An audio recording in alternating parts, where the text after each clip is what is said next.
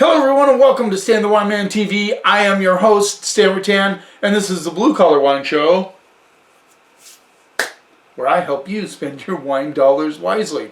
This episode is for Anthony Cintron. He's one of my viewers. He asked me, he watched my episode on Belle Glos, which I thought was not that long ago, and it turns out it was June 2019. So 2 years ago I did, it seems like just yesterday I did this. Well, Anthony Cintron watched it and he asked me if I would review another one of the Belle Glos wines, which I didn't even know about. As long as I've been in the wine world, and I think anybody that is in the wine world will attest to this, we don't know every wine that's out there. And I did not realize that Meiomi had even more in their lineup of wines. Not Meiomi, excuse me, Belle Glos. Did I say Meiomi to start? Anyway, Belle Glos episode 2019. Anthony Cintron watched it. He asked me if I would review the Eulenloch wine. So, I got the Eulenloch and their other one, which is the Balade Pinot Noir. We're going to look at both of these. I remember back in June of 2019, I had never tasted a Belle Glos wine. Believe it or not, I've been in the wine world a long time, never had tasted them, and I was blown away. They are different than a Pinot Noir from Willamette Valley or a Pinot Noir from the Burgundy. You know, they're just different. They're California with a lot of love handles on them, but I was just blown away. They were so good. This is a project by Joseph Wagner, who is part of the Wagner family, which is really interesting because I just did a Wagner family episode with his sister, I think his sister Jenny and Charlie Wagner, their wines.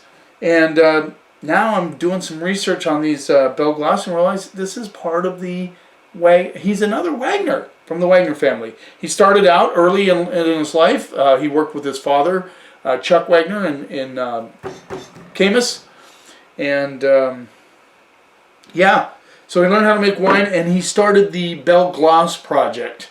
Originally it was attached to Meiomi. Meiomi was like the entry level of Belle Glos, and he sold that to Constellation Brands for $315 million. So he has some cash to play with. We just say that. So we're going to get right into these. These are both priced about the same as the ones that I reviewed in 2019, which were the Dairyman, the Clark and Telephone, and the Los Alturas wines from Belle Glos. I carry the Dairyman at the store, that's it.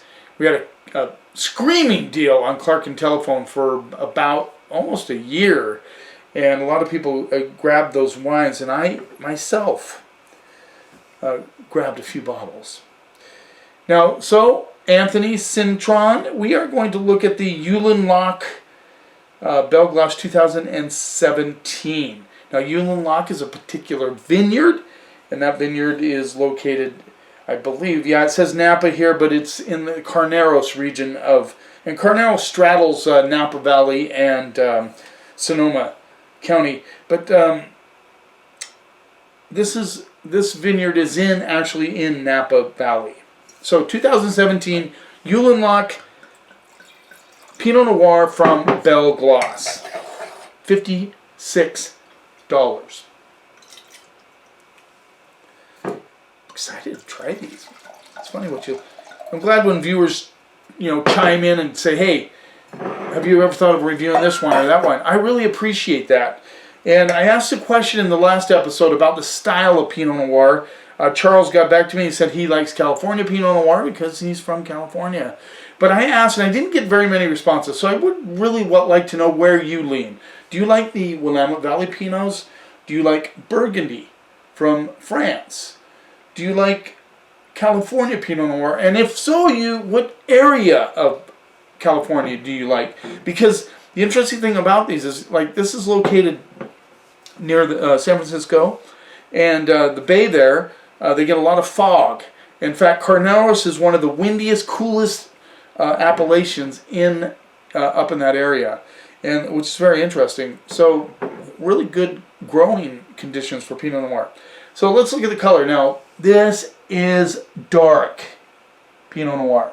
Not your typical Willamette Valley or Burgundy, which many times you can see through. This baby is close to black. Let's see what we get on the nose. Big, big cherry tones. Oh, lots of cherries, like ripe cherries. A little bit of tea coming through, which I like. I get an earthiness as well, besides the cherries. There's a little bit of earth going on there.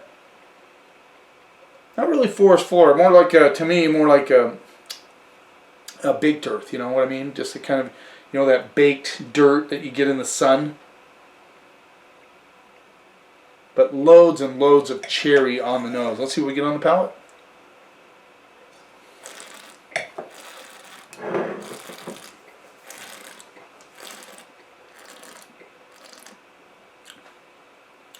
Cherry, I get a little bit of strawberry coming through as well. Nicely balanced, good acidity. See, that's what you're going to get when you get that cool fog that comes in. Keeps those the fruit from getting too baked and too hot and too alcoholic. I'm not even going to look at the alcohol on this because I don't feel it on the palate. I'm sure it's, well, now you see, now that I said that, I got to look. Just give me a second. It's 15 point, does it say 15.9 or, yeah, 15.9. So it's up there, absolutely. But it's very well made, so you don't really feel a burn on the palate.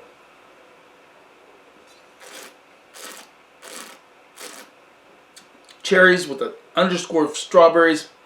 I get a black tea component coming through. I get earth underneath, which I really like.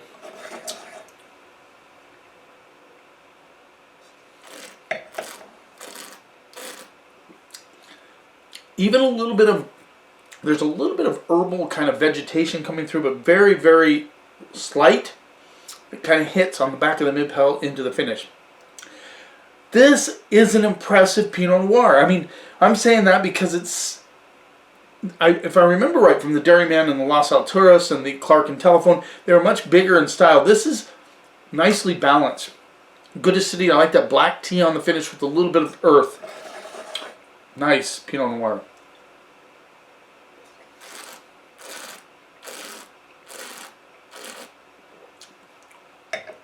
There's an interesting, almost like a cranberry component right on the back of the mid palate and sneaks into the finish. But it's ripe cranberry. Solid Pinot Noir. This is like a delicious Pinot Noir, but at the same time it has that nice balance with the acidity, and I like that. You know, he doesn't go way on the big love handles. He balances it nicely, and I really appreciate that. I'm going to go straight up A. Leaning towards A+.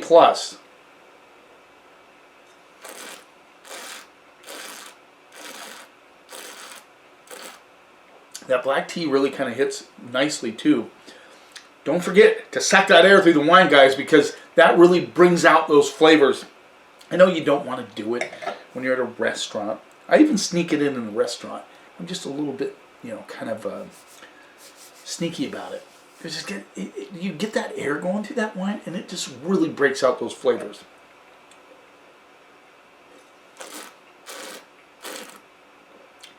You know, I wouldn't be afraid to tuck that away for 5, 6, 7 years. Interesting, when I do some of these episodes, like in this particular, like 2 years ago, like well over 1,300 views on that. It was very interesting to me what particular episodes get more views than others. And I have to sit down, I'm going to sit down and really analyze that. I've been thinking about it. I'm getting ready to do another episode about older wines that are not expensive out of my cellar, because that one, 3,000 hits on that one. So obviously people are interested in that approach. I spent most of my career searching out, and I still do, really good value wines. That's what I'm all about. But I have no problem reviewing more expensive wines because, you know, they're out there and people want to know about them. That's for sure. I did in Harlan, some wines from Harlan that got just incredible amount of views. So now this is another one of his. It says Single Vineyard Survey, which I tried to look that up. I'm not sure what that's all about. But this is from the Belay Vineyard, which is in the Santa Rita Hills in Santa Barbara County. Now that's a cool place to. You know, again, they get a lot of ocean influence over there, and this also rolls in at $56. Balade. Never heard of this one either. let me show you the... So this is the Belle Glos Eulenloch. And this is the Belle Glos Balade. Really love the blacks, all that. So cool. Love it. Again, the color on this, very, very dark, which means he extracts a lot of color from the skins of the Pinot Noir. Let's see what we get on the nose.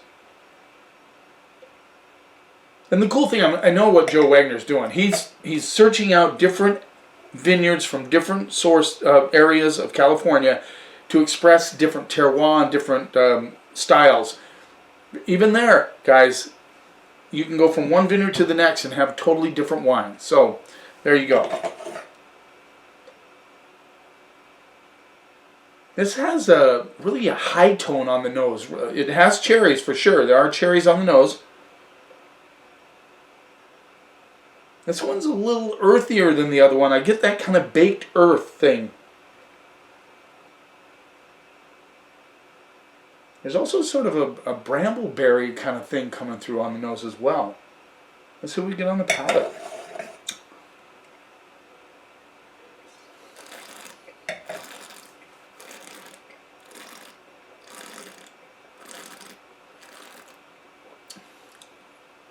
Much different.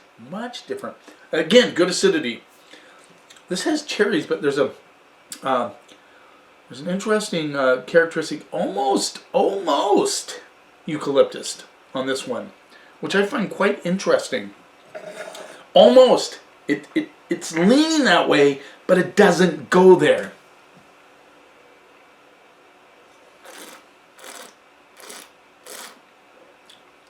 Cherries, a little bit of earth and bark. Like I said, leans towards eucalyptus, which I find quite interesting. Not entirely eucalyptus.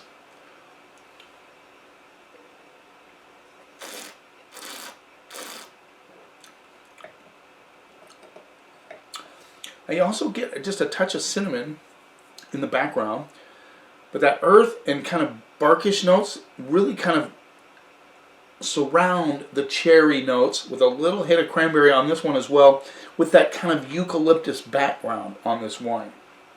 Very, very interesting, the difference. I mean, they're quite a bit different. Again, good acidity, good balance, nice integration, good wine, but entirely different, which is really, really cool. Very cool to me.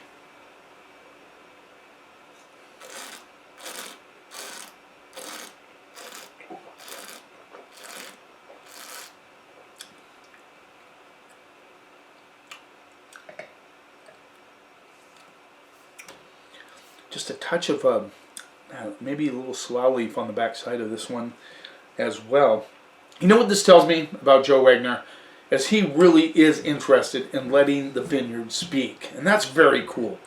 I say that because some winemakers, not a lot, but some want to, what we call manipulate, and that's not such a good word, but it is true. They try to work the wine so it is very consistent in its flavors. They don't want to go let that vineyard talk as much as Joe Wagner is letting these wines talk. These wines are talking to me, baby.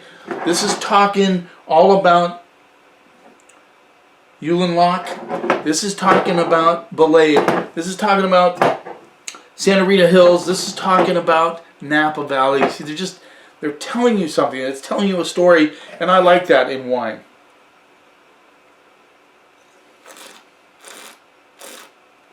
Get a little tea as well. It's just that eucalyptus thing that kind of is sneaking in, which is not offensive at all. This is a nicely made wine. They're both excellent wines. I'm going to go straight up A on that one as well. And again, I'm telling you, this one may age a little bit longer than this one. There's more acidity, more structure, but they're both structured, nicely made wines. Really, really fantastic. There you go. So interesting to see the difference between the two. And, you know, hats off to Joe for really expressing the vineyard in these wines. I love it. I love it a lot. So, there you go. Two great Pinot Noir. They're not cheap, but they're not super expensive either. You can easily spend well over $100 on a Burgundy and Costa Brown. Those are very expensive wines as well, and I like those too, but kind of out of my reach, so to speak. Just a little side note, this is National Merlot Month. So starting on my next episode, I will be going to have fun with a little bit of a challenge between California Pinot Noir and Washington State Pinot Noir. Probably do a couple episodes with one California, one Washington, and see where they land. That'll be fun. So look forward to that, and I'm also planning to do another episode on some inexpensive wines that I've been tucked away in my cellar that I pull out and see how they do. And I know a lot of people like to see that. That was very interesting. Real quickly, in the title of that, it says, "Can you age inexpensive wines?" And I got a comment that said, "No." Thanks for the comment, but I kind of disagree with that. You can age inexpensive wines. It just depends on which ones they are. You really have to be careful. Thanks for taking a little time every day. I appreciate your support. I'm 10 away from 500 subscribers, so tell your friends about this. Subscribe to my channel. I really appreciate all of you that have been watching and making comments. That means a lot to me. You keep watching, and I'll keep helping you spend your wine dollars wisely.